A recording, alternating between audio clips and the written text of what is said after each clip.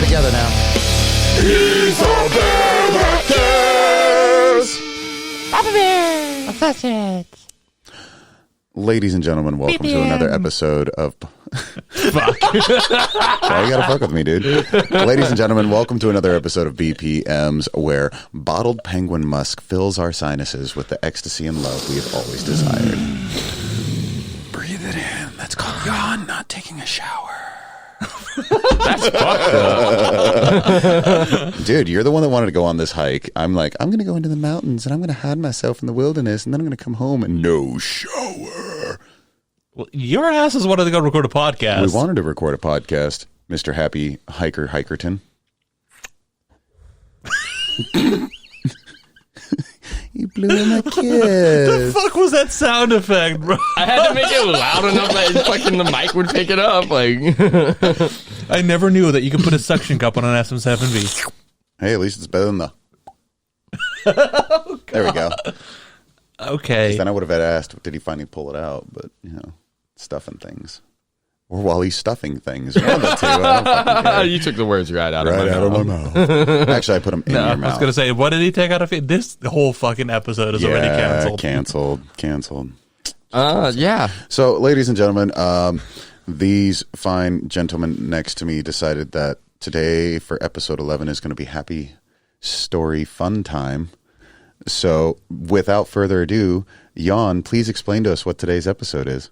Dude, Blaine, what's like your best concert experiences? That's it? Yeah. How fucking hard was that? How did it take you 4 weeks? What? Oh, God. Anyway, it's been a long week. It really has. We are recording this out of sequence from normally when we do. We normally... It's still in sequence. Well, I mean, I know it's just at a weird time. We normally don't record. We don't normally record on this day at this point and doing these things.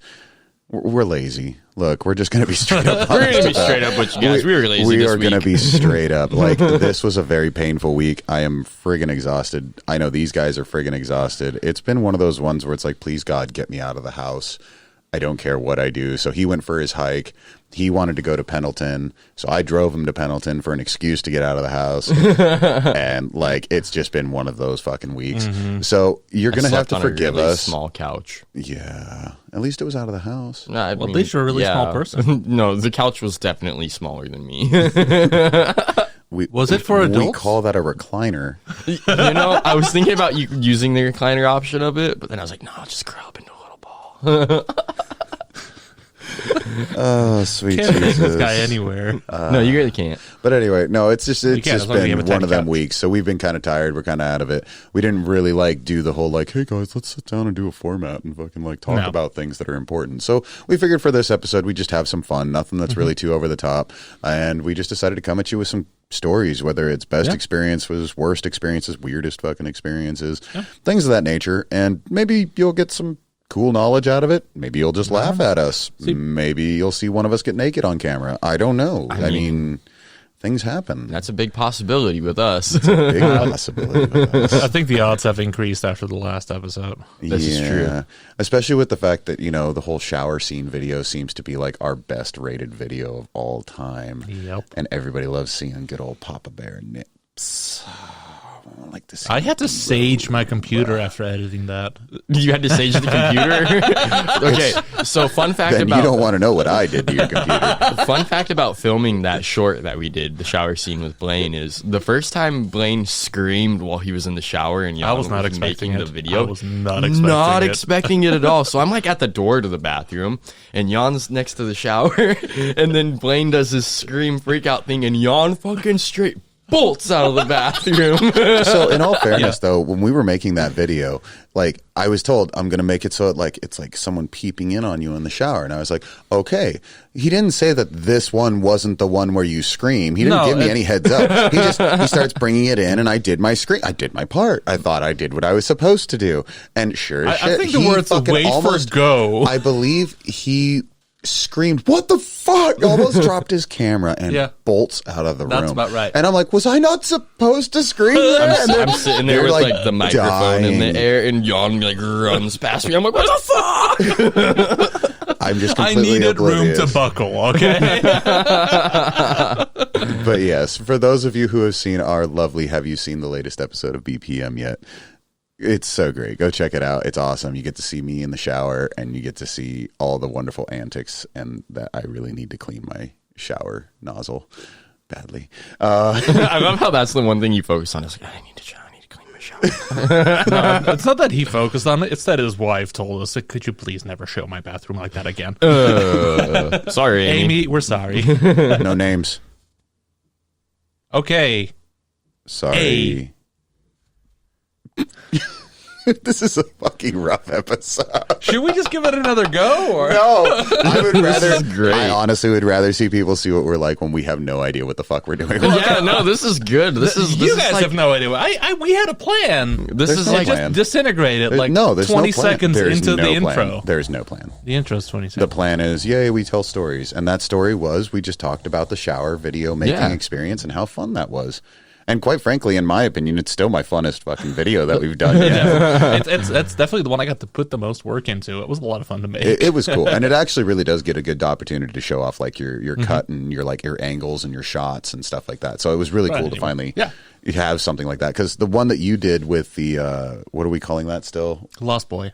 No. It had a different name before. E-Boy that. MP4. E-Boy MP4. Well, the file name is lostboy.mp4, but I'll call it Oh, E-Boy. I thought it was E-Boy, so I've just been calling it E-Boy. He's been calling it E-Boy this whole I mean, time. he Oh, is see. kind of an E-Boy. Okay, I mean, anyway, like anal seepage Tumblr. guy. Anal seepage guy's video was, Yes, that's the more known frequency. was like, it was still nice. It was outdoorsy. There was a couple of cuts in it and there was some stuff, but it was still pretty straightforward for the most part. And then there was the trampoline. Hell yeah, bro. Hell yeah. Hell yeah, bro. But Hell yeah. Did you just fucking dab? Jesus Christ. why not? Trev. He does it in that video too. Trevor. He literally does Trevor. like a jump. Trevor. Trevor. Oh, we just Trevor. touched tips. We did touch tips, dab tips. Hell yeah, bro. Hell yeah. Hell yeah. I still think it's funny that somebody at work, because me and Blaine work at the same place, I work in a different department, though, slides the door to my department open, looks in. Oh, yeah, it is the anal seepage guy. No, what I love is that your tattoo artist sends me a message like, bro, did I just see a video ad of Trevor about anal seepage? Is he okay? So many people have been like, do you actually suffer from that? And I'm like, No, I don't. but we're gonna keep it going anyway. Anal seepage Oh, because fuck. you guys I mean, I gave a could button, tell a and that's all story that now, matters. though. I have a story now in my About head. anal seepage. Well, kind of. It Anal deals with seepage? anal. Anal. What? So, okay. So, way long Hold ago. up. Let him go. I A want to long see where time this ago, goes. I used to drink a lot, and like when I say a lot, I mean like a lot, like 2 or 3 years ago. So we went on our first tour in I think 2019 with the Boys on Artificial Aliens, and day one of tour, I happened to drink way too much, and the next morning I kind of had some explosive shits, and I gave myself hemorrhoids for the entirety of tour. So yeah, I was having some anal seepage. Oh dear Lord in heaven! Yeah, that was. Why would you? You're revealing this. To Yeah, the world. I know. It's great. Yeah, I love Does that all mean of I you. have to reveal an embarrassing story? No, too? you can tell whatever Well, story no, you he's telling an want. embarrassing story. What's your most embarrassing story, Jan? Dude, I live with you. What's your most embarrassing story? I was gonna Jan? say that's not embarrassing. That's just wholesome as fuck. I mean, is it failing to... That's not a beard anymore. You can't do that. No, but you Yeah. can still make the noise Hold though. up. Hold up. We got to bring attention to that for a second. Oh, yeah. If you haven't noticed, all of us decided that we're like a bunch of schoolgirls who happen to just line up at the same time of the month and shave the same exact day as well. And, you know, it's just... It's one Our of those razor things. synced up. Our razor synced up, and we are Yeah. no longer bearded. And I apologize if this offends all of you Bear fans out there, because, you know, I've already revealed my body in the shower scene, so I got to apologize to all my OnlyFans. So Yeah, it's a thing. But It's yes, a we're all thing. clean shaven, sort of for the now. month. For the month. But we'll see if we grow that back. Yes, I'm growing it back. Anyway, same. Jan, most embarrassing story. Most embarrassing story? Sure, why not? He I gave us couldn't- the butt seepage and hemorrhoids. Jesus, I'm trying to think what was an embarrassing story. I've gone, you know what? I think the best one is I've had bands give me really shitty directions and I've straight up shown up at the wrong venue and I only realized that I was shooting the wrong fucking show 2 bands in. No way. This has happened. Wow, that's actually a pretty good one. That's Actually, actually quite impressive. Like you showed up at the wrong venue. There happened to be a show going, and you're like 2 bands in. Wait a fucking second. Well, here's the best part. I walk up there. I go up, there's a bouncer at the door. I'm like, hey, man, I'm photographing the headliner today. It's like, oh, cool, yeah, walk on in. I'm like, oh, they're not here yet? No, they said they're running late. I'm like, oh, that's fucking weird. They live in this town, but okay. So, yeah. What made you realize it wasn't the right show? The headliner showed up. And then I look at my phone and I'm like, that's a lot of missed messages. Fuck me. Oh, no. That's bad. On the plus side, I was doing it for free. Guys, I'm sorry. Oh, okay. I was like, did they pay you already? No. This was a freebie. It was, I showed up to the wrong show. What's your most embarrassing story, Blaine? So, do we want one as me as a performer, or do we want one as me as a promoter? Can we get one of both? Yeah, I was going to say, we're double dipping now. Okay, so embarrassing for me, this isn't embarrassing because of the fact that some weird bodily function or showing up at the wrong place. This is embarrassing for me because I realized how much I must have came off as a creeper when I really had I know this one. I really had no intentions of it whatsoever. Intrigued. So there was a show that we had down at the Parkade, and one of the bands was the Dee Dees. They're a phenomenal female Ramones cover band, more or less. And super fantastic, great band, loved their performance. And one of the things that I generally try to do is I try to offer bands a place to crash. I don't know if they have a hotel. I don't know if they're driving through the night or if they've got a place that they're situated.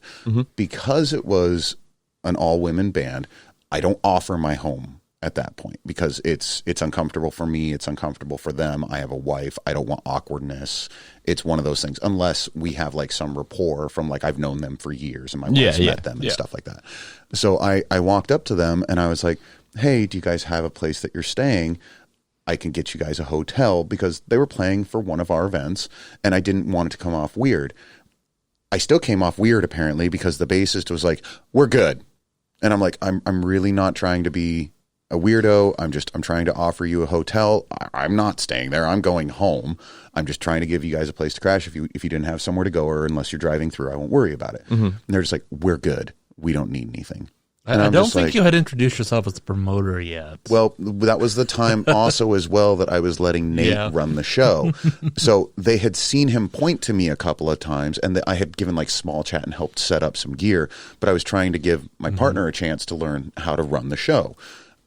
Really came off as very awkward, and as soon as it dawned on me that it's I just came off as a creeper, I felt super bad.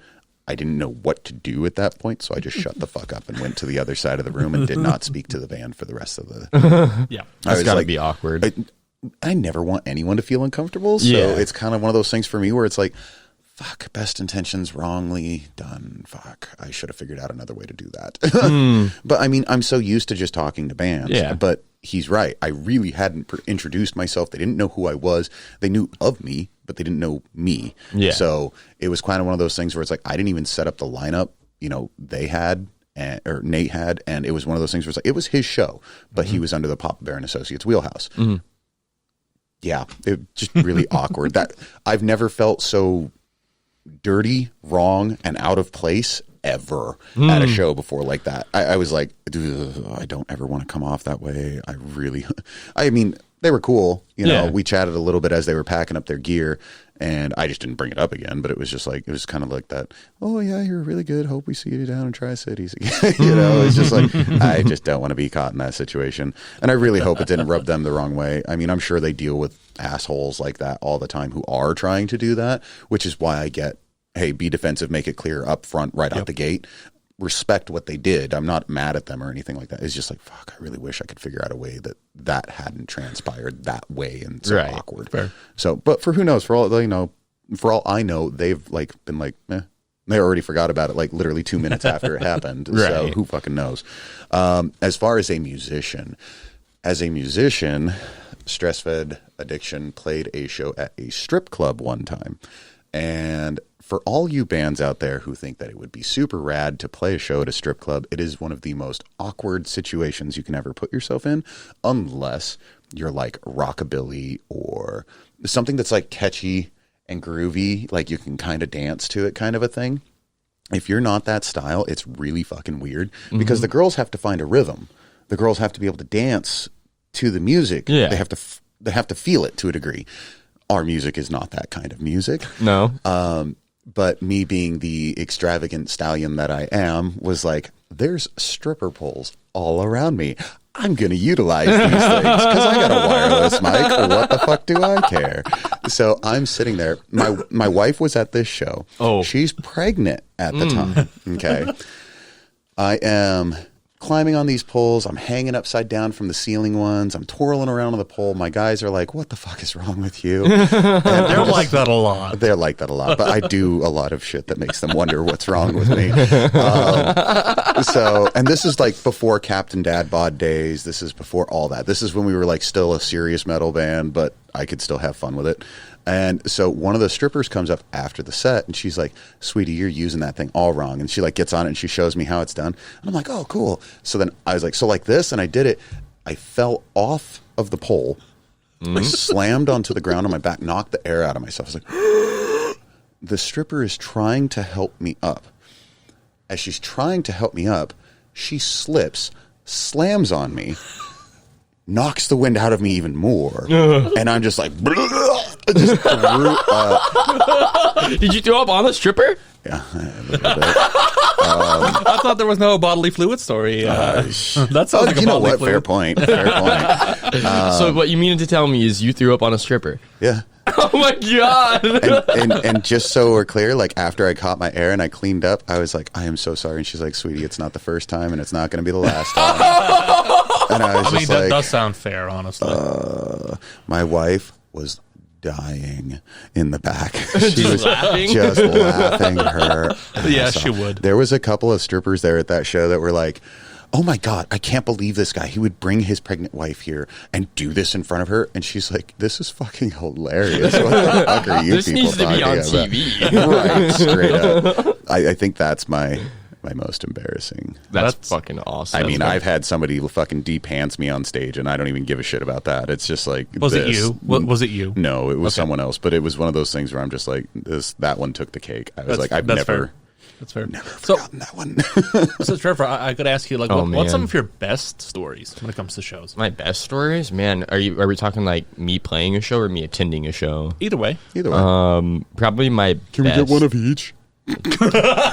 Yeah, man. You can totally get one of each, man. Just do as a performer. So as a performer, man, that's hard because I've had a lot of good experiences with you at your shows and then also on the road too. So my birthday show, our good friend Kyler and another Kyle Miller, I think that's his name, couple Kyles show up, you know, and it's like, it's my birthday show. We kind of were like, hey man, somebody bring some drywall. Hey man, somebody bring some Monster. You know, We're gonna have a Kyle. We're gonna have a Kyle up. And so we got them set up, and they both had to slam a Monster and then break through some drywall. And that's up there. But then later on that same night, Blaine brings out a dick cake. Yes. And I get the piece with the dick on it, and it goes in my face. And then after that, everyone decided to take their fucking clothes off. No, so like we were moshing, and then me just trying to be the idiot that I am was Trying just like running around in my boxers. Yes. And I was just like, "Yeah," and then I think Matt, your homie, fucking did it too. Yeah, And then we he was got to pretty the end of sauced. the end of the set. And I was doing giveaways. Oh, yeah. And the giveaways was anybody who's down to fucking join the boxer gang. and then the girls got mad because they were like, well, how are we supposed to be a part of that? I was like, no one said we were stopping you. You Yeah. don't have to get naked. I don't want you naked. But it's just your underwear. And It's then just your underwear. and then one of our And homies then- took it a little bit way too far. I'm not using names. Yeah, we're not using names. We're just going to Actually, say there's homie video proof of this shit. Yeah. Jordan Cooper. decided he That just sounds needed, right. Yeah, that he just sounds right. needed to take it that extra step and just full Full dick on. out. And like, you guys made a video of it. Yeah, you guys there- put this cupcake, there's a fucking smiling a cupcake. smiling cupcake over his junk, and she made it move with him too. Oh, Yeah. what is that video called if people want to see that? Oh, I don't know. It's on our Facebook page though. It's somewhere on there. I don't think it's actually got a name to it. It's like my birthday show. Cold Hearts? Uh-huh. You're telling them, not me. If you want to go look for it, it's on our Facebook page. It's under the videos. I don't think it actually has. I think it's like Trevor's birthday recap or something.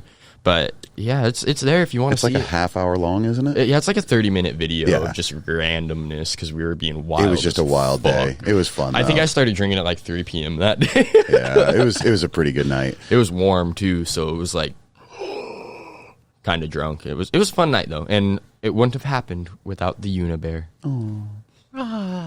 That's when now we got that, and you can just we're gonna have to pop that up. yeah. What? The Unibear. Unibear. Unibear. So we made that. We don't want a baracorn? No, just it's a Unibear. Unibear. We don't do the popcorn. We do the Unibear. What if it's a corny bear? Well, it can be a corny Unibear. What if it's a corny bear uni? Carrot cake? Cake. Okay, and for my second one. Oh, because he's double dipping. That son of a I bitch. told him to.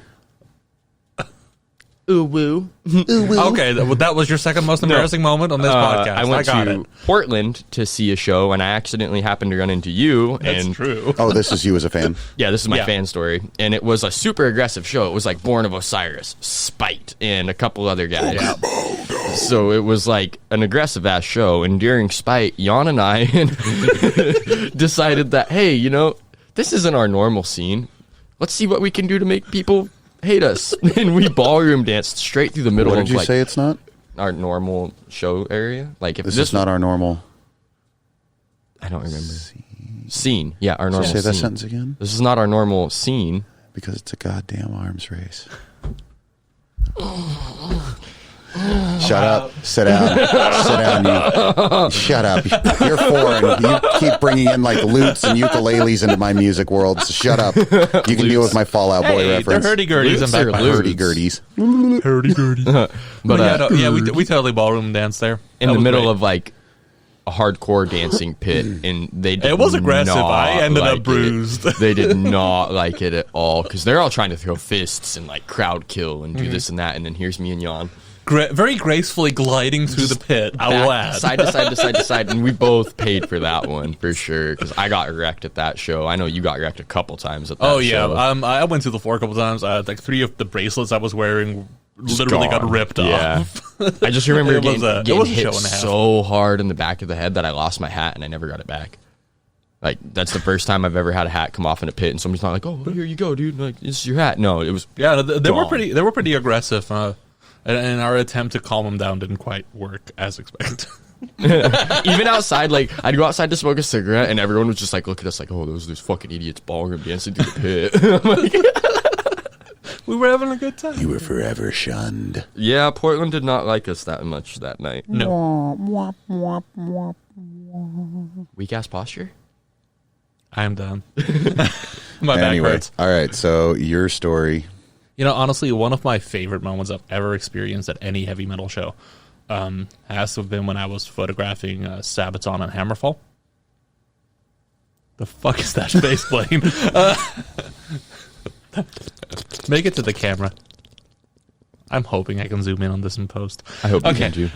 Anyway, no, I was photographing Sabaton, and in the very front row, there was a couple, and the male part of this couple was deaf. So he was feeling the music, but he couldn't understand the lyrics. Mm-hmm. And his girlfriend was actively signing the lyrics to him in Oh, the that's front row. so fucking And it was one wholesome. of the most wholesome moments. The band called it out. Their crew actually came to take video of it for their tour video. It was honestly one of the most wholesome moments. Afterwards, they made sure that they got him backstage. I think the band actually had someone with them who spoke ASL. Oh, that's cool. And Yeah, they that's dope. helped communicate with him. It was really wholesome, really wonderful, and it's one of the things I love about metal. Because as much as we're a bunch of hardcore assholes, we do love each other in the scene, Right. Often. The favorite photo of mine that resurfaces all the time is of a Warp Tour and the guy in the wheelchair and they're crowd surfing. Yep. That's one of my favorite ones. Yeah. So you, what's That your? was you as a fan. I was there as a photographer. Okay, now you as a fan. Me as a fan, honestly, And no, not only fans, you as a fan. so I can't say the shower scene. Okay, I mean, you are my number one fan. So We were there. that's true. That's true. I ran away screaming though, so it doesn't count. No, I think Some people can't handle all of this. as a fan, it was probably I mentioned before. There was a point where I went to Portland to go see Within Temptation. I photographed part of that show, and I actually saw the rest of it because I stayed there. For me, that was really, really wonderful because the very first live show I ever saw was Within Temptation when I was 14 in Wageningen. And to see them 5,000 miles away, 16 years later, playing some of the same songs was a really cool experience. Yeah, no, that's dope. Yeah. Shiggity shwah. All right. Most terrifying moment. No, hold on. Oh, I thought we already did. I thought we started. No. Oh, shit. My bad. I'm going to go fucking die in a hole now. Again? Die in a hole. Deep in my downstairs. No. Anyway. This episode is cursed. It is, but you know what? We got to have one every once in a while. We made it 11 episodes before we hit this point, so that's cool. It's a fair trade-off. If you're still watching this, like, fucking props, man. Yeah, you shot. You are hardcore and dedicated, and we love you. Facts. Also, what I would That's us recommend sucking them off from the back. For the record, That's a bro job stance, just so we're clear. For the record, there isn't the ability to record sound and send them through Facebook Messenger from your phone. And if you got this far in the video, I would recommend giving your best rendition of what the fuck that noise was and sending it to Blaine Shrum on Facebook. Thank you. That's the one. Cool. Best moment. I thought that was macaroni noises intensifying. Yeah, that's what I thought too. I think that's whatever the fuck that noise was. Lizzie. Okay, so best moment as a performer. Best moment as a performer would be years and years ago. I'm thinking When you were still young and had energy? 13 years ago. Did your back hurt yet? No, actually, that was when I was in my shit. prime. So we played a small show. This is actually with StressFed again. Mm-hmm. We were playing a small show out in Grandview, and we were performing at this school because the high schooler's school senior project was that he wanted to put on a concert. He wanted to get like a bunch of metal bands and different types of bands together, mostly rock, metal, heavy. And he wanted to do, set it all up, get them all situated, figure out what it would take because he wanted to get into that line of work. And I was like, that's really dope. It was also a school drive for like raising funds or donations of like instruments that people weren't playing for the school band and stuff like that. Because Grandview is a really small town, it is not a very big place at all. Everybody knows everybody. There's one school. Mm-hmm. It's one of those kinds of places, just small town love. So I donated an alto saxophone and a flute and a clarinet, I believe, to the school. The teacher was just super ecstatic. I was like, it's all good. I used to play and I want to see kids continue. So here, it's got cases for all of them. Here's some spare reeds. You'll have to fix the pads on like these keys of the sax. He's like, that's nothing. You got it. It's done. Thank you. So he was super cool with me. And then we got up, we performed, and there's a song that I had written from back in the day. And if any of you are old school StressFed fans watching this, the song is Tragedy. That was the one that like everybody to this day that remembers that song is like, dude, that was still your guys' number one hit. I don't know why you guys never went further with that one. But after we got done, the song's about loss and learning to move on and stuff like that. After it was done, this teenage girl came, must have been 13, 14 at most. She came up to me and she was like, I just wanted to tell you that song Tragedy you played, just it really hit me. She was like tearing up. She's like, I'd lost my brother in a car accident a few months back. And it really meant a lot to me. And I like started tearing up and I was like, oh my fucking God, that was the first moment where anybody had ever like came up to me and said like my lyrics meant something to them. My singing meant something to them. My band performing that song had an emotional impact on somebody. And I got to physically see that happen in the person. The girl had never heard of us before. She'd never met us before. I don't even remember her name. I don't think I ever caught it, to be honest. I was so caught up in just like talking to her and like making sure that she was cool. Or, like in the sense of like, she's not going to break down because of this conversation, but I wanted her to still speak and say what she wanted to say. And then I just kind of hung out with her and I was like, do you have anything here that like, I've got this little bit of merch. I've got a sticker, I've got a shirt, and I gave her those. I was like, is there anything that, I can do for you? And she's just like, no, it's one of those things. I just wanted to let you know that song meant a lot to me. And I gave her my, I think back then it was MySpace. I was like, if you ever need to talk to somebody, you absolutely are more than welcome to reach out to me and talk to me. And she was like, thank you. I don't think she ever messaged me or wrote me or anything like that, which is fine. I mean, but that was like the most heartwarming moment for me ever as a performer.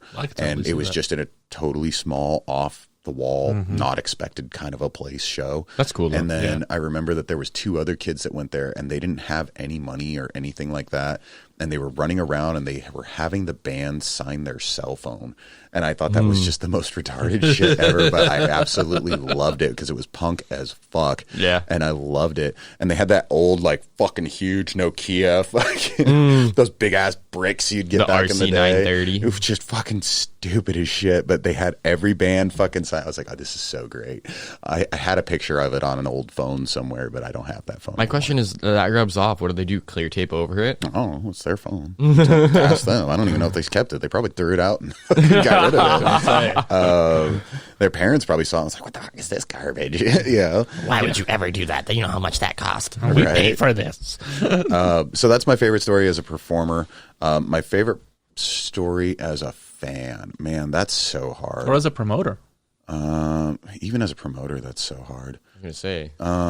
Because I mean, being the fan and the promoter kind of sits in the same wheelhouse for me. Sure. Because once I'm done doing setup and I'm not doing, like 10 million different things, once I get to finally enjoy the show, that's like my favorite point of it. And I get to still be a fan while doing it. Right. I mean, obviously, anything steak sauce mustache makes me happier Right. than shit. I cannot get over how great those guys are as performers. Anytime they perform, I'd love sitting down. I just watch to be a part of it. Grab Brett and throw him on my shoulders and let him play his wireless guitar while we're fucking running around the room. Steak sauce is always a pleasure to enjoy. I'm trying to think if there's any that like super stand out for Some me. of the things that I've seen at some of your shows is when bands are struggling on a tour, and local bands are like, "Oh, use our instruments," or things like that. I've seen that happen a couple times where bands. I love seeing that. There's something really that's the wholesome about camaraderie. that. But Yeah. I'm trying to think of like most fun I've had at a show. I mean, I will always say that Steak Sauce Mustache is like the best show ever, and I've probably had the most fun with those guys ever. In all reality, you know what? Looking at my wall, Crowbot, they're not quite Steak Sauce level, but they're just a tad shy of it. Their shows are a fucking riot. I loved it. The guy comes out and it starts with this intro and it looks like it's a giant, like the eggs from Aliens that the face huggers jump out of. But it's like, we came from another planet. And there's this whole intro thing and it's like, behold the mighty poo. And then it makes a loud fart noise and then the singer comes out of it and he's dressed up in like this sparkled old school fucking 70s like flared frills. And I shit you not, that man has a voice like holy hell. It's like listening to who's the guys that sing 'cause I'm a low life and I'm loving it. Theory of a Dead Man. Yeah. They play music like that, but the way the guy sings and the way that they perform does not give it nearly enough justice. They are very mainstream rock. You think they have videos on YouTube? Oh, they have tons. Okay. They have tons. And the dude is fantastically amazing. Anyway, but what he'll do is he's one of those guys who uses an old school stand with like the round plate at the bottom, and he knows exactly how long his cord is, how long that mic stand is, because you'll be down on the ground, you'll be like, yeah, and he'll like drop it down towards you and it'll get right here in your face, and then he'll swing it back, and then he's like constantly like throwing it to the side and then pulling it back with his cord. The dude's a showman. The dude is a showman. that. That's And dope. their guitarist is and their bassist are freaking amazing. The guitarist would like take his guitar picks and then throw his pick behind his back, look up, catch it, and then go back into the riff. I've never the seen that. Pick. Yeah, I've never It's one thing seen to that. swing your guitar around. The pick. And then the bassist and him would like flick picks at each other and fucking catch it and then start playing some more. I was like, you guys are fucking animals. This is so good for being. I really I have to assume that they gotta have practiced some kind of sleight of hands, have spare picks in there. No, I literally was watching the picks fly from each guy, and he would throw them behind his back every once in a while and miss too. So he'd pull out another one and play, but he was just like, shoot, like, that fun, like kind of like, I missed it, Right. And then the drummer would be sitting there. I was there with Nate, and he was sitting there and he was drumming out, and the guitarist was like looking at Nate and then looking at his drummer, because his drummer was so into the moment with the drumming. He wasn't even looking at the band, at what they were doing, just in the moment going to town. And then he'd look at Nate and then he'd look at me, and I'm just like, meh. So he'd start going up behind his drummer when he wasn't paying attention, to like pretending to like hump from the side and all this shit, and like fucking with him and stuff over his head. And the drummer was just completely oblivious. So every time he'd do it, he'd look at me. So I'd start messing with Nate a little bit, and he was completely oblivious to it too, because he's a drummer as well. That's and awesome. It was so great. So Nate was a huge Crowbot fan. So I was like, oh, when the band got off the stage, I was like, hey, there's a couple of picks on the ground to the guys at the, what was Chelsea's place called again? The Pin. And they were like, oh, no, those belong to the band. We have to give it back to them. I was like, really, dude? They're just spare picks that they walked away and left on the ground. Just one, so my buddy has something, because he's a huge Crowbot fan. And if you haven't heard them, please go check them out. Please, they do not get enough justice. Do it. And if you don't like the music, but if you can see them live, I shit you not, it is such a great show. But yeah, so we went and we talked to the band, and I was like, dude, you guys are so freaking good. And they were talking with me. I was like, hey, this is my buddy Nate. He's the one who got me out here to see you guys. He is a huge super fan of your guys's. The bass player, the guitarist, and the singer all went up and gave him something, because the drummer was doing up at the merch table at the moment, so he couldn't catch it at the moment. They all gave him something. So the singer went back to the stage, grabbed the set list, gave that to him. The bassist and guitarist gave him a pick. Oh, that's cool. And I was That's just like, dude, that's so dope. That's and then I thought you meant like an uppercut and a jet. No. But it was one of those things where it was just it was such a fun show, and it was such an unexpected fun show. I think that's why it stands out to me. And I went out and I bought one of their limited test prints, because it's got a couple of little flaws in it, but they only have so many of the test ones. So I got that, and then I bought Nate a shirt, because I did not want him leaving without something.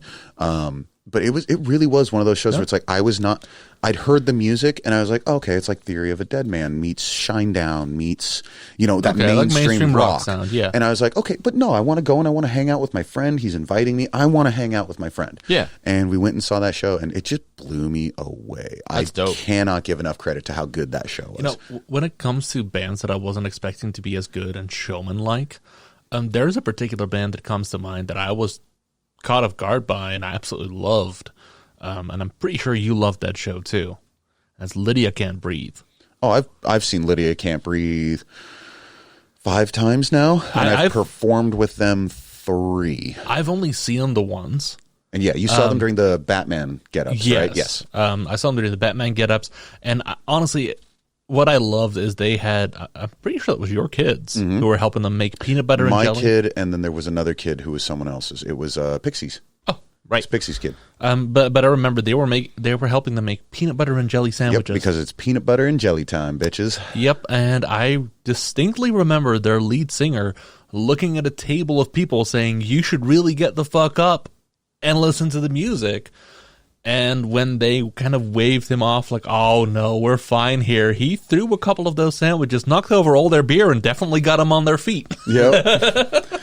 No, then there was the other one where they had the song that was about smoking weed. And then my kid went up there again along with Pixie's kid, and they held up signs that they were supposed to hold up at a specific point in the song every time. And it's like literally talking about like smoking weed. Shit, I was like, this is so great. My wife was like, should we be not? And I was like, who fucking cares? The kids will never forget this fucking moment. Yeah, that's awesome. Plus, at that point, could your kids read them signs? No. Yeah, that's what I thought. So it was all good. Plus, they had their headphones on, so they couldn't really make out all the lyrics. They just loved the beat of the music and having fun with it, so they didn't care. That's fair. It was, but that was a really, really fun night. Yeah, no, it's really, really a lot of fun when you catch a band that like completely you were not expecting to like enjoy, but they just blow you away. What about you? You got one that blew you away? Actually, I've been thinking about that. So yeah, I do. The Ready Set, they're like a pop punk band. They're like pop radio. Nothing like what we'd normally listen to.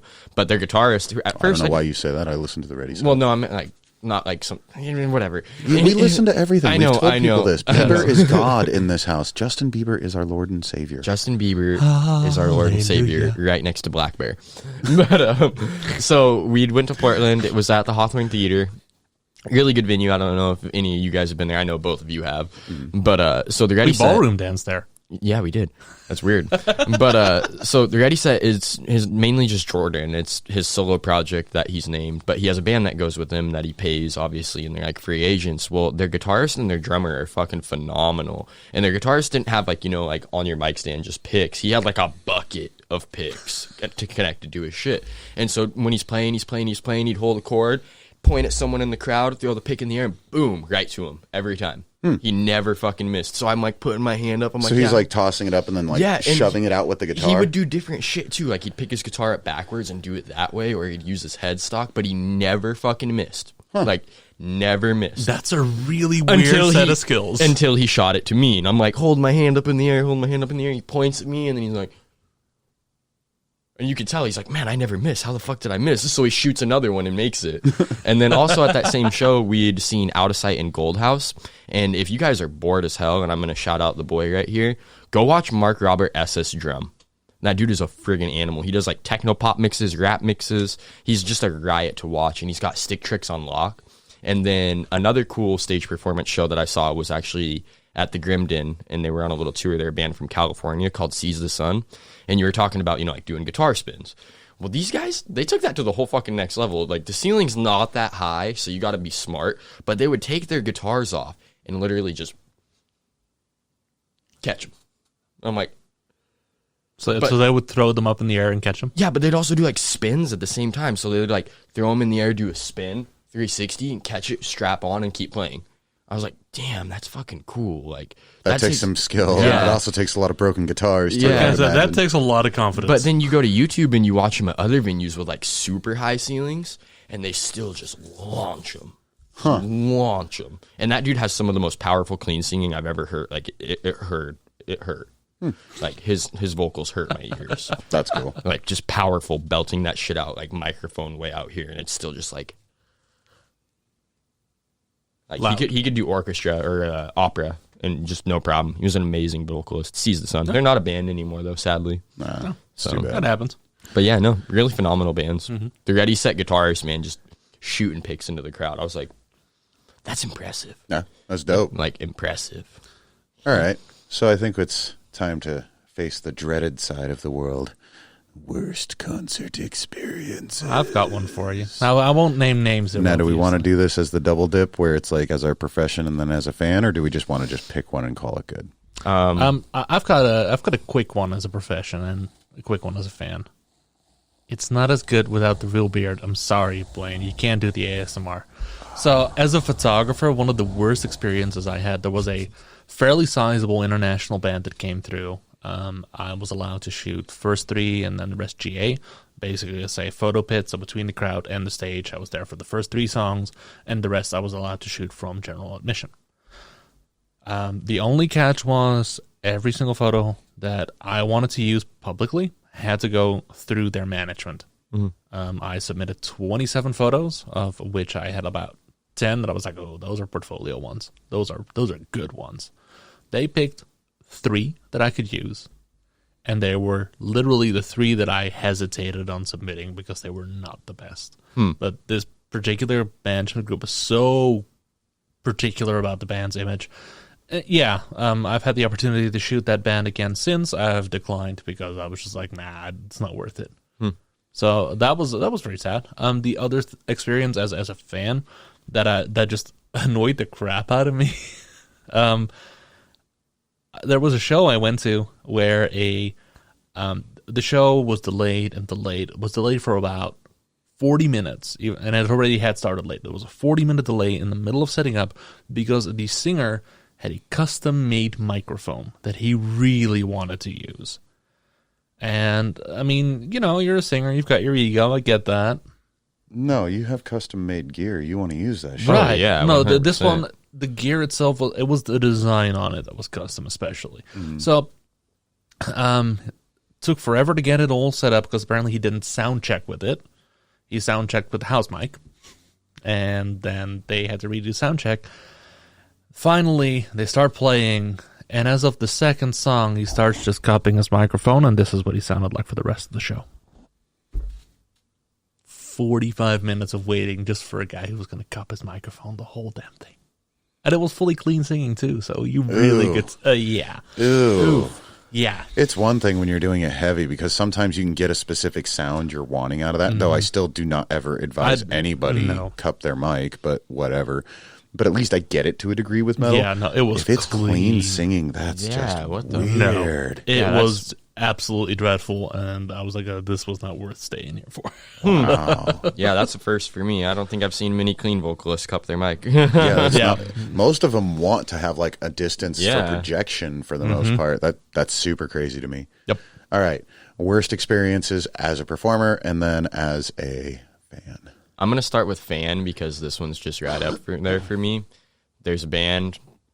You don't have not to gonna use name names. names, but their vocalist has been in and out of so many different bands, and he struggles with addiction and shit like that. Well, he got a heckler one night in Portland when I went and saw them with one of his projects. And not only does he take his in-ears out, he stops the entire band performing to go on a 20-minute rant about how that dude's down there and he's up there and you're a piece of shit because you're down there and I'm God because I'm up here. And I'm just sitting there like, yeah, I get it now. I know why nobody wants you in their band. I get it now. Yeah, that would And do it. then, yeah, that was a really just awkward show from that point on because in between every song, he made sure to tell that dude he was a douchebag. The guy stayed? Yeah. They kept playing too, dude. And like after that point in the show, nobody was about it. No, There was no crowd That kills the reaction. vibe. They were the headliner too of the night, and I'd watched these sick bands before them, and then he gets up there, second song in, speech for like 20 minutes about how he's down there, I'm up here, I'm a god, you're a piece of shit, and I was like, I'm gonna go get a drink. Worst show as a performer, man, there's a lot of those. I would have to say when we played in Salt Lake City. It's not anything against like Salt Lake City or anything like that, but the place we played at was not the place that we were told we were going to be playing at. The first band that played was kind of like that bro clique biker band mentality. They had so many people there, and it would have been such a great show if that band actually stayed for the entire show because they brought a fat crowd with them. Like they were obviously a good band in the area. They pulled a decent crowd, but the minute they got done playing, they tore down all their gear and left. Like that's like if you're actually I'm gonna throw a tip out there. If you're an opening band for anybody who's on tour, just stay for the whole show, man, because you're the pull for that area, and like that's just all I'm gonna say about that.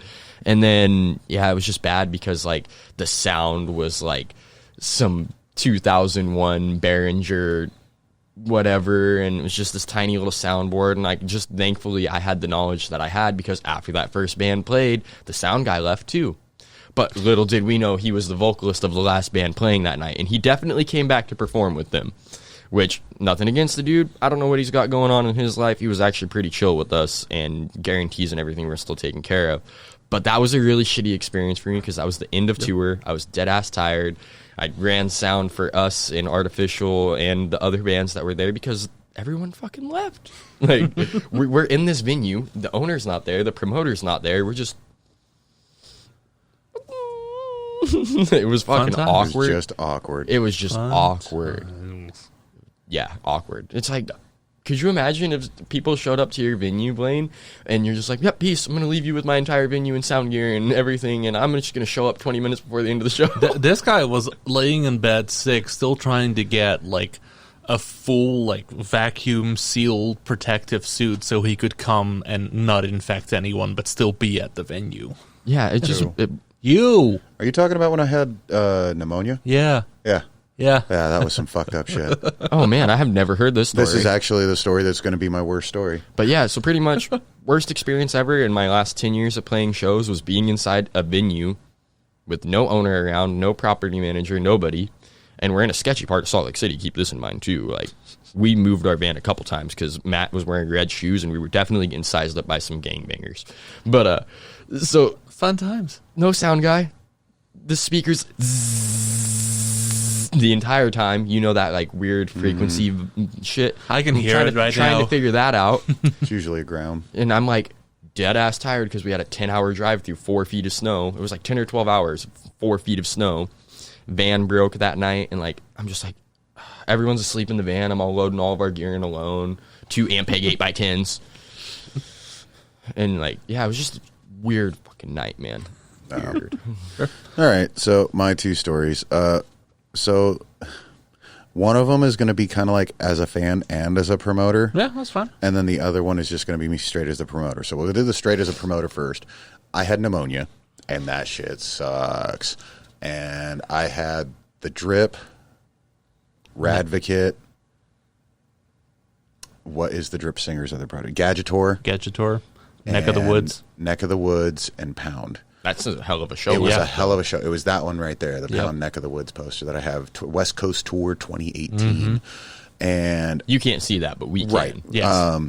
I absolutely adore all of those bands. Some of our strongest locals, some of the most badass out-of-towners. And the Drip Singer was doing his first performance in the Tri-Cities as Radvocate, which is his... Gadgetor. Gadgetor. Sorry, I mixed up the names. Oh, good. Radvocate came down from Tacoma. But his project Gadgetor is like a synth dub crazy... Yeah. Over the top. It's like when you think of games like Prey and crazy sci-fi, that's what it is. Yeah. It's just crazy over the top synth dub fucking just intensity, and it's really good.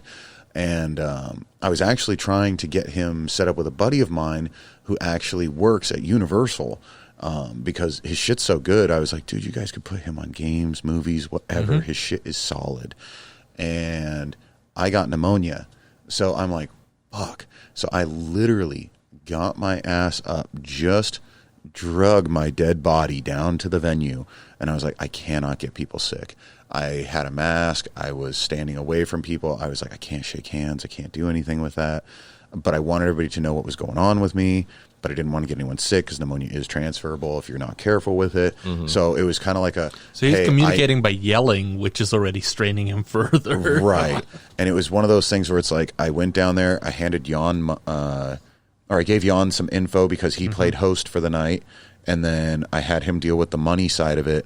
And I had just felt like garbage. It's the only show of mine where I was never in attendance for it. And I was so pissed because... I really hold myself to that stigma, you know. It's like, I'm going to be there. I'm going to be there from point A to Z. And a couple of mistakes were made, not by Jan's fault, but like I gave him information, but I was so tired and out of it because I was trying to rest from the pneumonia. And I told him, yes, you're splitting the money with Gadgetor and the Drip. And it ended up being like $100 each, I think it was. And I was like, fuck, that was incorrect. I was just so fucking tired, and he was trying to get info from me, and I was trying to like message and keep my eyes open. I fucked up on that, and I felt really super bad about that. But that was just an all around like bad experience for me. It was like, no, if I can't ever do that again. I can't put somebody like Jan on the fly, like, hey man, can you cover for me? He didn't know what the fuck he was doing. It's here's what info I can give you. I was actually not even sure if I was going to make it to the venue that night either because of work. Right. So it was definitely a rough night as a promoter.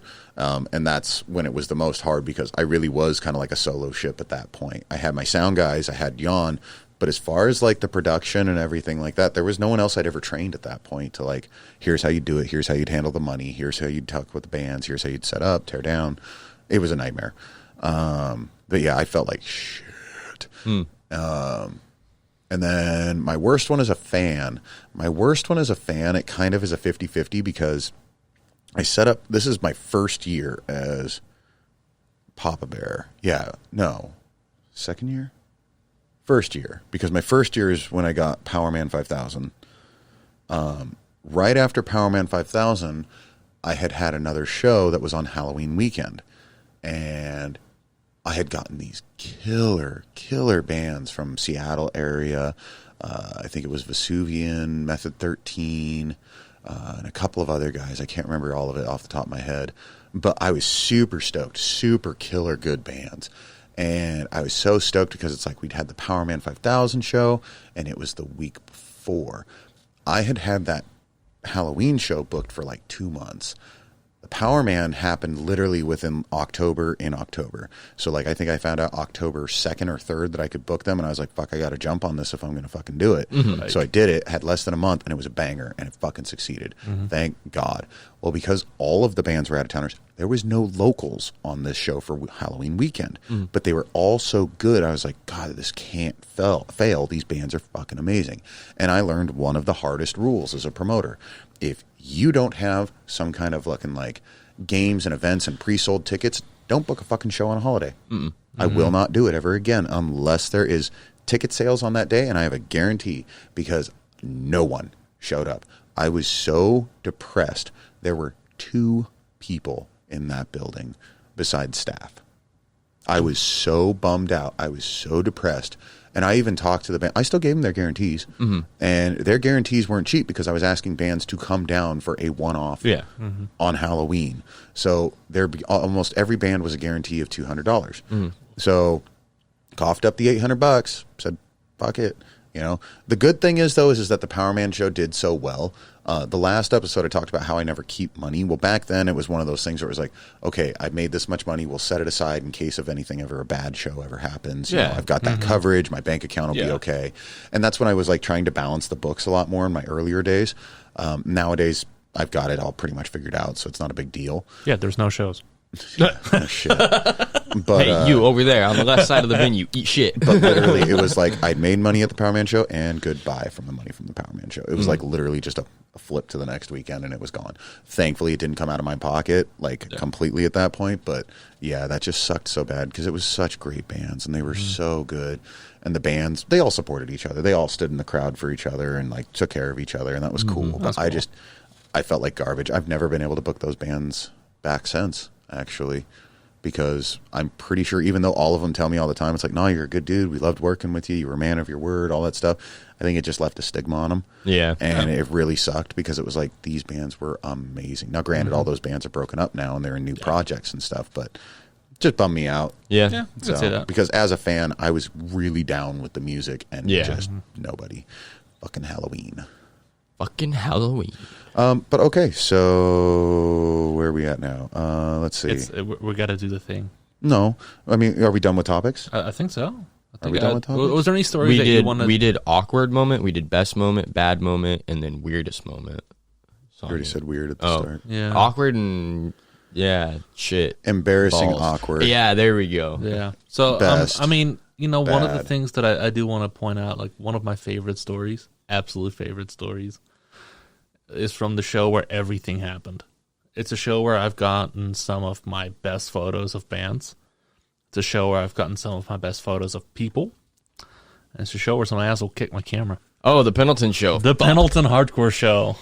So I decided that I was going to put on a fundraiser for my local warming station in the middle of December when it happened to snow that day out of fucking nowhere, balls deep. God, that was such a fucking shitty ass. So I decided I wanted to do something to give back because that's just kind of who I am. And I'd hit up my good friend Blaine because he was doing Papa Bear and Associates and he had a couple different bands going on. So I got those guys come back to me, another band from Pendleton. Was band. I in Profits for that That one? that was when you guys that came was down when with it was Profits. Yeah. Yeah. And so it was a really good fucking lineup. We had really great bands, and it was a great time. We raised a good amount of money. We got a bunch of donations and shit like that to donate. But one of the bands that was playing, that show was different than the Let's Warm It Up. That was the Stress Fed Addiction show. That was Stress Fed, I was going to say. Yeah, because Dublin was there. This was the night where Dublin and I kind of got into it because I called you guys midlife metal. And then we owned it, and that's what we call ourselves all the time now. Yeah. So, my bad, wrong night. But real quick before he runs off of that one, because you're going to flip to the other one because it's the camera scenario. That show sucked so much dick for me because it was the middle of winter, and I decided, hey, I'm going to go pick up Jakob because Jakob should get out of the fucking house and have some fun. And he was like, dude, I would kill to get out of the house. So I swung by through Walla Walla. Driving from Walla Walla to fucking Pendleton fucking sucks dick. Yeah, that's where I smashed my in the car fucking winter. And I was just like, these roads are fucking abysmal. Not only are they fucking abysmal and it's snowing everywhere, but GPS decided, oh, we're not going to take you through town like normal people do. We're going to send you down every fucking side back road in the hills. And I was like, Jakob, you are from here. Where the fuck do I go? And he's like, dude, we're so far into the boonies, I don't even know where we are anymore. And I'm like, fuck me. So we're trying to follow and it's literally like go through farm fields, dirt roads kind of shit and fucking all this stuff. What should have taken us, like, how long should it take to get from Walla Walla to Pendleton? 40 minutes tops. 45 minutes, right? Yeah. It took us 2 hours and 45 minutes. Yeah, dude. I was like, that's why when me and Jakob got there and there was the issues with the soundboard, he's just like, I'm not even mentally here, dude. Like, it's your gig. Figure it out. I'll assist where I can. Yeah. The show though that I was talking about did have some of the same bands on there, which is funny. And Hold up. Oh, sorry. Hold up. I wasn't done yet. Okay. So I get there, right? The whole time that we're driving, I won't say positions because that tells who it is. One of my members was breaking up with his girlfriend. And it was like, oh shit, because she decided to blow up my phone trying to talk to me about it. And I'm like, I am driving in the snow. I cannot do this. What do you need? I don't, and there was no offense to her. It's like, but I really didn't even know her that well. Why are you talking to me? Well, as it turns out, it all played out fine because she ended up hooking up with another one of the members in my band. And it became this whole thing, but they're happily married. And they have a kid together, and everybody's cool with it, and they've all worked their shit out, which is good. But it was just one of the most weird, awkward, stressful, fucking messed up nights of my life. And I'm like, something needs to work right. Yikes. It was a really weird night. Hey, you guys played good, though. So, Jesus. That night, let's see. We had Stressfed playing that night. Rising Enemy played that night. This is the other show. Yes. The This is correct the one. second show. The one I was actually talking about. Trevor. But no, let's see. You played that night. Cold Hearts played. Come Back to Me played that night. Stress Fed, Rising Enemy, and Curse of Earth. Curse of Earth, and there was another one. There was one more. There was an opener, and I can't. No, it definitely No, it was wasn't the an closer. There was an opener that you forgot called Reveries. They were from That's- Walla Walla. yeah. But, You forgot the closer, too. yeah, I know, but I don't really want to fail yourself. I didn't stay for that one. So That's the one that you got your. I thought that's the one no, that Curse broke of the Earth was camera. when I got my camera okay. kit. Because I remember having to crop in on every picture after Curse of Earth, which included Rising Enemy, which included Stress Fed. Wait, no, you guys. I had to have them play Rising. It was earlier. definitely a They had me play before Rising Yeah. Enemy. Yeah. I was gonna say, what just like was hilarious to me is like I got my camera kicked during that last note that they played. Literally the last note that they played. They were holding a guitar chord, and somebody decided I need to hardcore dance to that without minding my surroundings. So I got my camera kicked. It buckled the lens back into the body, and it left a gap. So there was a small light leak at the top of the frame, which is basically, 25 to 30% of the picture was unusable. So I had to crop down, and I could see it as I'm taking the picture, so I could roughly figure out what I could capture and what I couldn't. I still got some of my best photos of Stress Fed. I still got some of my best photos of Rising Enemy. I'm pretty Throwing sure. Trevor in the pit. Yep, I got my best photo of Trevor being thrown into a mosh pit. And I was just walking around that place being mad as hell because my camera got kicked. And it didn't just buckle my camera, fucking hit my face too.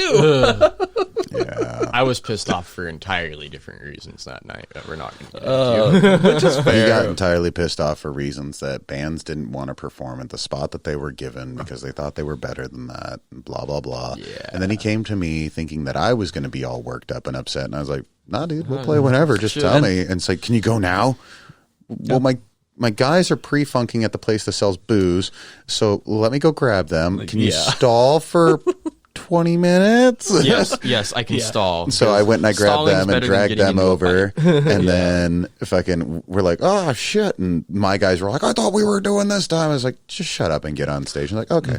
So we got up on stage. We performed. We were cracking a shit ton of jokes. That was a lot of fun. Yes. And then we got off stage and we didn't know who was going up next. I think you followed us after because No, I had come back to me after you guys. Yep. was it come back to me Yeah, after? because Okay. one of their guitarists couldn't get off till late. And the same thing with Rising Enemy, and then our bassist didn't show up till late. Rising Enemy was a different story because they had just played a show in Yakima. Oh, yeah. Loaded everything into their cars and then raced down. Yeah. And then I as forgot about soon that. as they got there, Literally. literally load in, you're up. I was And it was- unloading Patrick's gear from the back of his truck before Right onto he the even was stage. out of the truck. Yeah, Right. I forgot about that. And it was actually one of the best performances ever. I They, heard of them. They fucking did desecrated amazing. it. Yeah. Yeah. That was a crazy show. Turns out if you give those guys, a performance and a 3-hour drive, they do great. Right? Like better than ever. It's kind of like pre-funking, but pre-funking. I think that's the only night ever too that I remember that I almost legitimately got in a fist fight. Is that the night that Taylor I think he was pissed off about the whole situation too, if I'm not mistaken.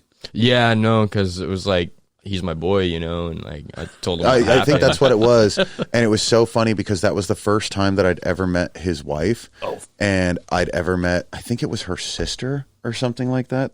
I can't remember.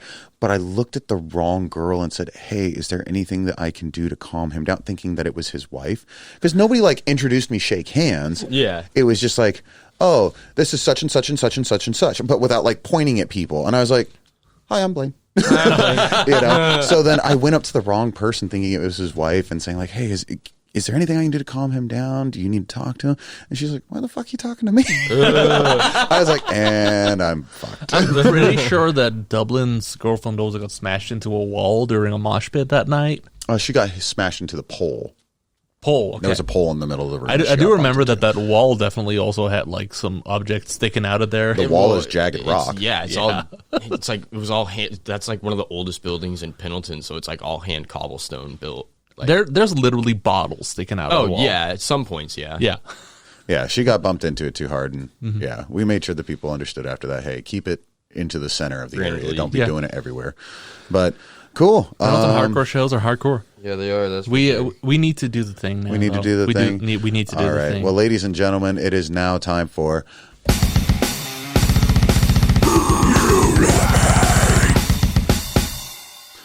the segment of the show where all of us sit down and discuss the beautiful bands that we are repping today. This is now a fashion show. It is, actually, and it's a perfectly good fashion statement. Now, Jan, I'm going to start with you, but in the essence of the spirit, I do want to state that I'm counting this as who you repping because this is a very important topic. So please tell us. I'm repping the organization Save Music Venues. Or SMV if you haven't seen if you've seen that before. Save Music Venues, what they do is they sell merch, they sell shirts, they sell hoodies, they sell beanies. I'm pretty sure they sell masks because, it's 2021. And their profits go entirely to making sure that local small venues that might not have the budget to sustain a pandemic get a little bit of extra funding from these merch sales. So if you want to support your local venue, this is a way to do it.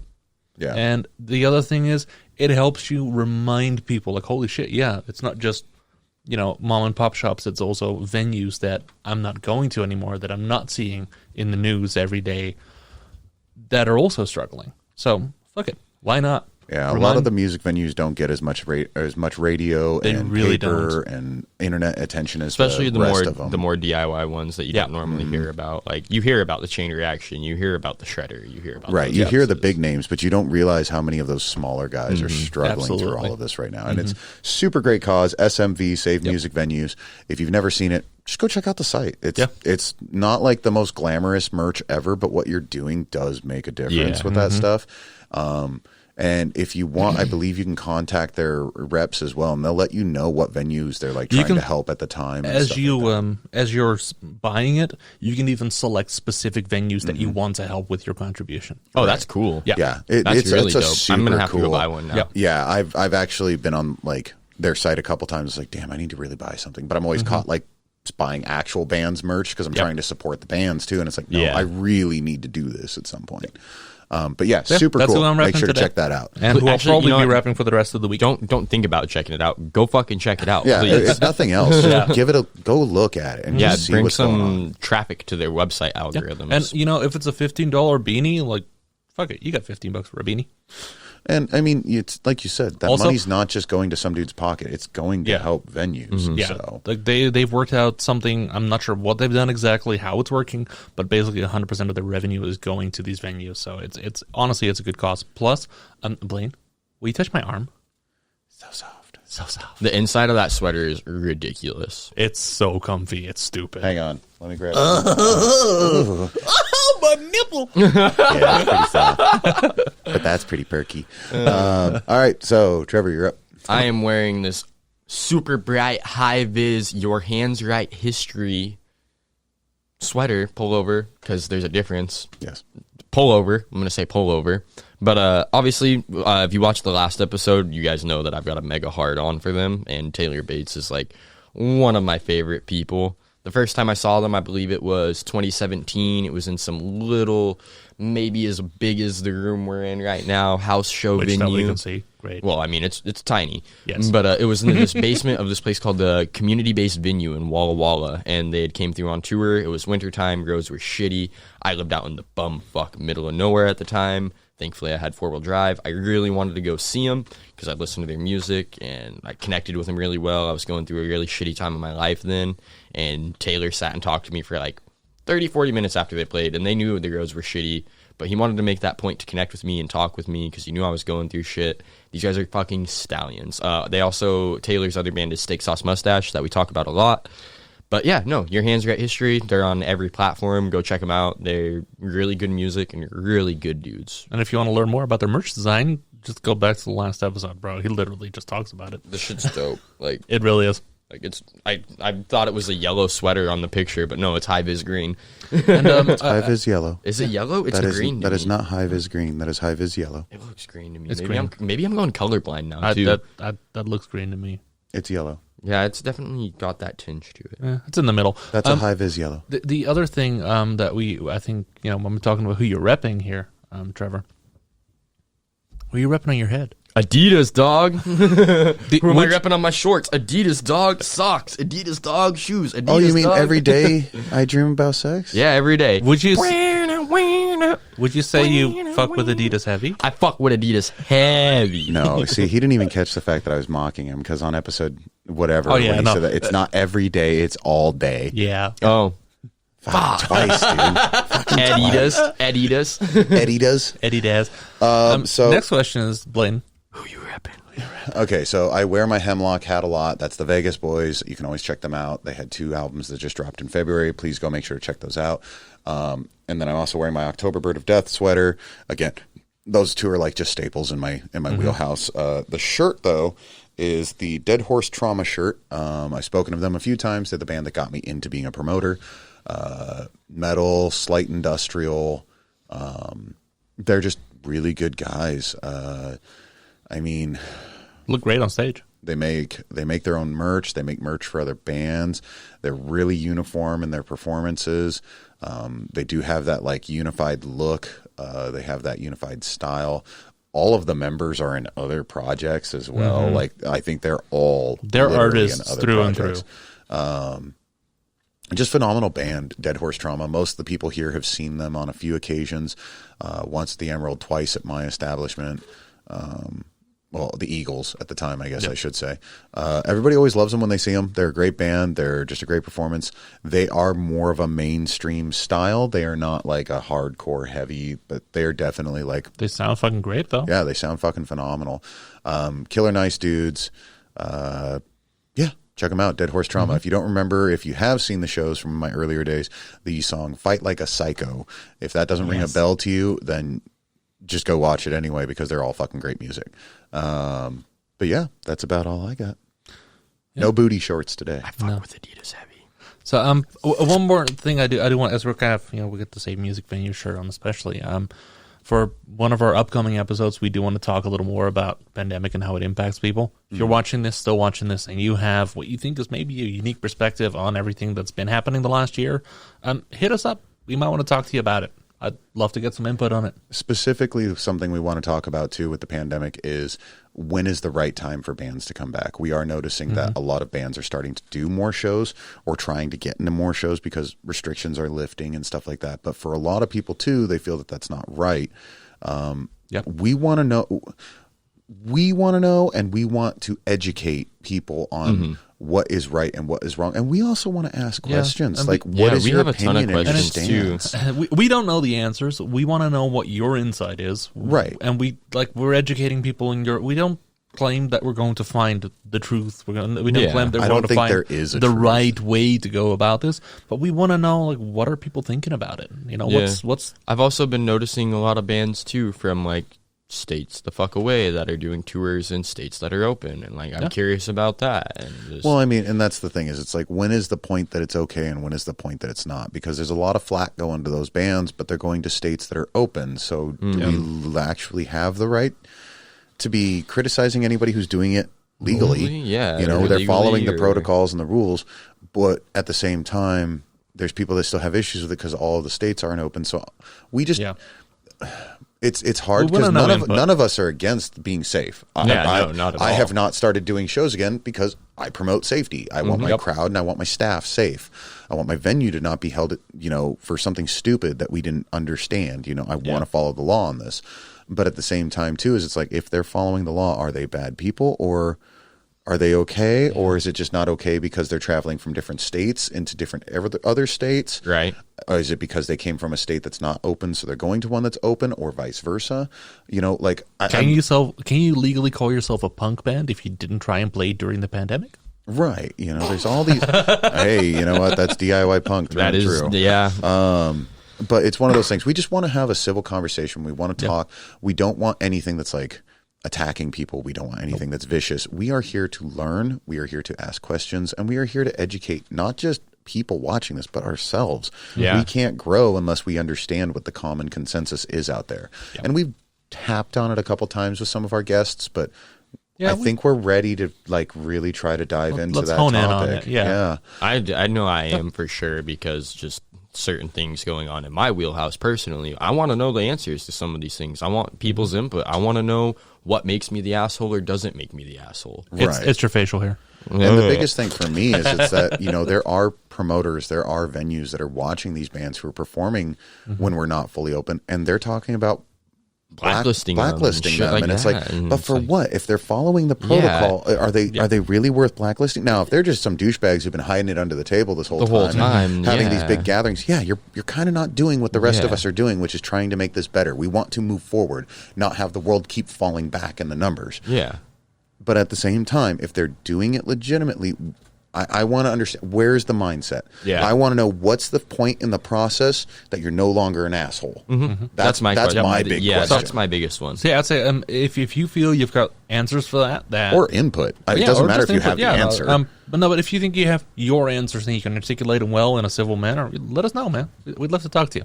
And it's not one of those things where we're going to interrupt you a shit ton. It's just going to be a civil conversation, and we'll just ask a couple questions, and we'll throw a couple at you most likely too. Yeah. But besides that, I guess that's pretty much it for me. Trevor, you want to give the spiel?